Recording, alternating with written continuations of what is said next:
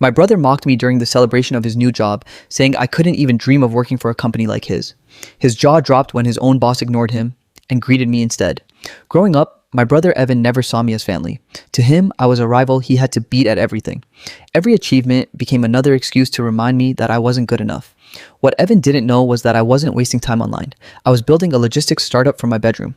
While he measured success with trophies and titles, I was quietly building a company that was growing faster than I had ever imagined. By the time Evan graduated from college, he landed a job at a well-known international logistics company.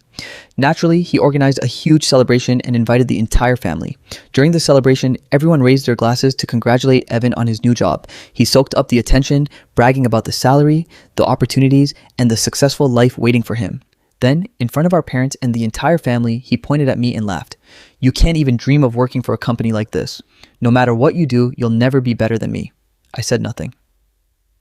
A few moments later, several senior executives from the company arrived. One familiar face immediately caught my attention. It was my chief accountant. And suddenly, everything clicked. The company Evan had been bragging about all evening was my company. Evan quickly walked toward him with a proud smile, expecting to greet his boss. Instead, the man walked straight past him. He stopped in front of me, gave a respectful nod, and said, "Good evening, boss. I didn't know you'd be here."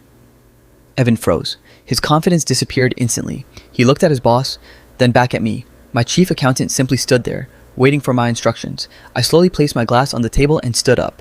Looking Evan in the eyes, I smiled. "You're right. I could never work for a company like this." I let the silence linger. "Because I built it." Gasps spread across the room. My parents stared at me in disbelief, while the relatives who had laughed at Evan's joke suddenly couldn't even look at me. Evan lowered his head. For the first time in his life, he had no comeback, no sarcastic remark, no smug smile. I stepped closer and said, "You've spent your whole life trying to be one step ahead of me. But we were never on the same path. You celebrated becoming an employee. I spent those same years building the company that hired you." Evan said nothing. I gently straightened his tie. "Congratulations on your first job. Work hard. Maybe one day you'll earn a promotion." I looked at my chief accountant and smiled. "And if you do, I'll probably be the one signing it." I gave Evan one last pat on the shoulder. "Welcome to the company, Mr. New Guy." Then I turned around and walked toward the exit. As the doors closed behind me, the room remained completely silent.